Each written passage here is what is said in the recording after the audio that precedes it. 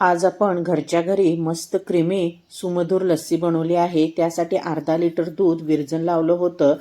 तुम्ही ते बघू शकता, एकदम घट्ट दही झालेलं आहे। हे दही पाणी न घालता रवीने घुसळून घ्यायचे, म्हणजे यामध्ये गाठी होणार नाहीत। अशा प्रकारे दही आपलं एकसारखं झालेलं आहे। आता यामध्ये आपल्या चवीनुसार 5 ते 6 चमचे पिठी साखर घालून पुन्हा रवीने थोडंसं घुसळून घ्यायचं। साखरेचे प्रमाण तुम्ही तुमच्या चवीनुसार कमी जास्त करू शकता।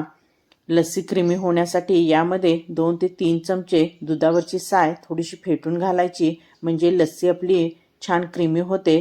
तसेच चिमटभर मीठ व अर्धा चमचा वेलची पावडर घालून मिक्स करायचे।